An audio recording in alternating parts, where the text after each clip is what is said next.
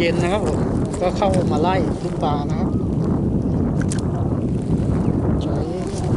เหยื่อยางจัดเต็มนะครับผมตัวนี้เป็นสีขาวหางแดงนะครับนี่นะครับขาวหางแดง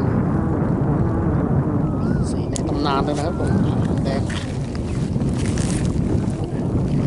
ขอบงานด้วยนะครับผมเหยื่อยางจัดเต็มนะครับสุดยอดมากๆครับ